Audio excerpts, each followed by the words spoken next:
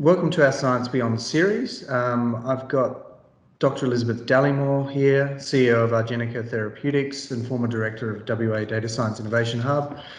Liz, thank you so much for your time today. Thanks, David. No problem.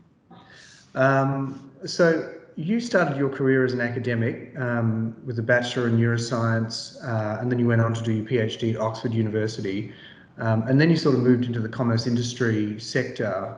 Yeah. What's the catalyst for you for that? Did you have a clear sense that that's where you wanted to go?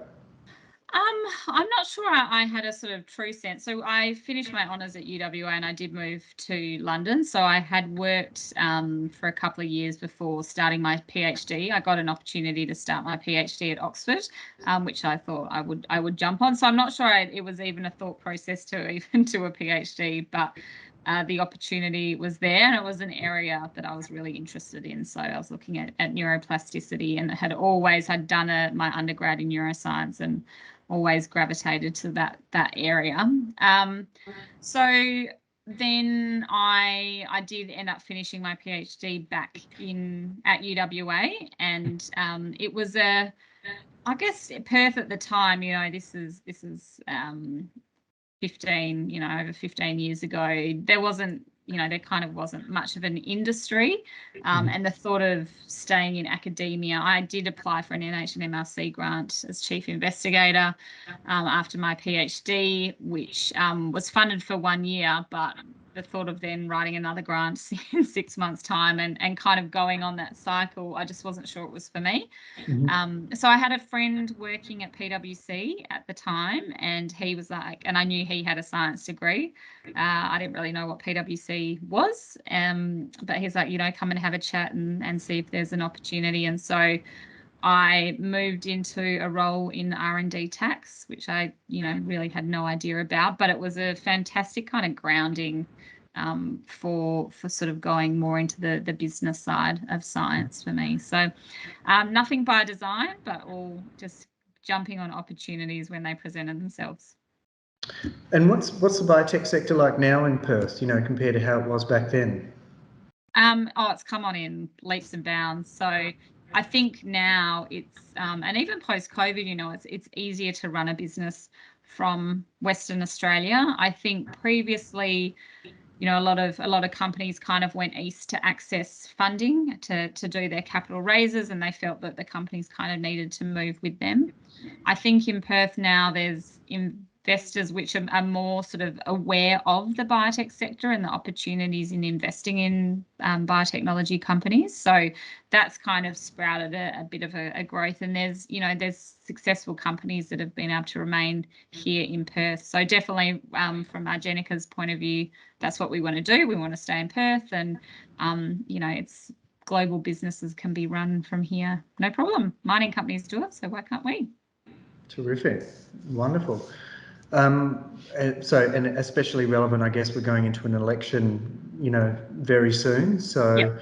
How much does that play a role in, how thriving the local environment is, in terms of policy?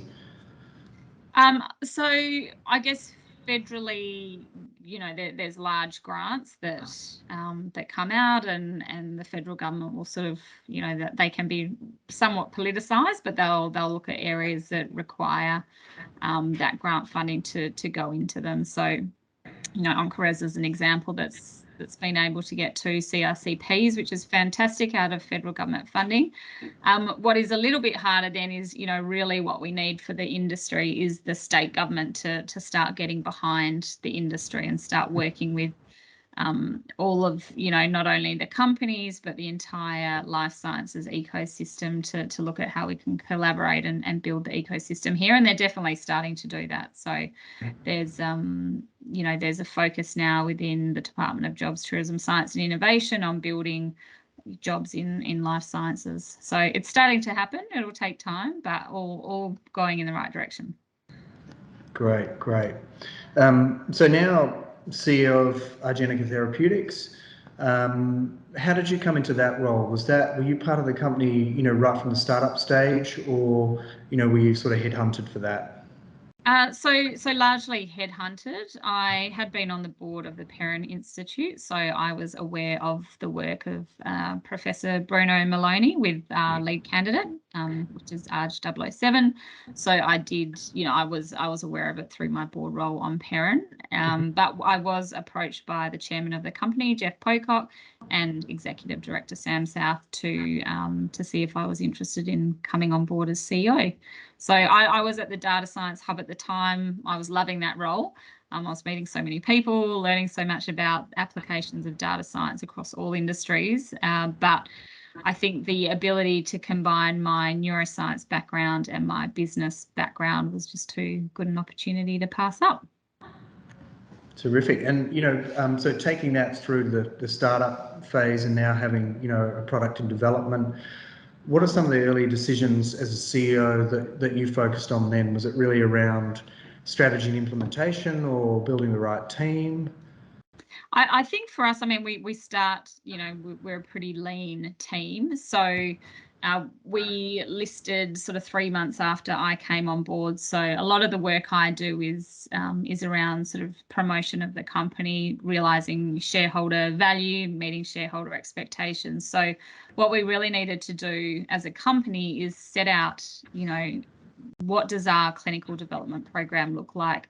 What do we actually need to do with pretty tight resources in terms of not only the team, but also our budget. So we had about 8 mil cash in the bank. So we needed that to stretch as far as possible to get to the end of our phase 1. So there's a lot of decisions around, what are our priorities here? What do our investors, what do our shareholders expect of us? And how can we continue to deliver value for them along that sort of drug development value chain and value inflection point. So it was very much around, making sure that we have enough cash to stretch us to the end of phase 1, and then problem solving. I mean, drug development's not easy. Science isn't easy. There's things that crop up. So, managing all those challenging things along the way.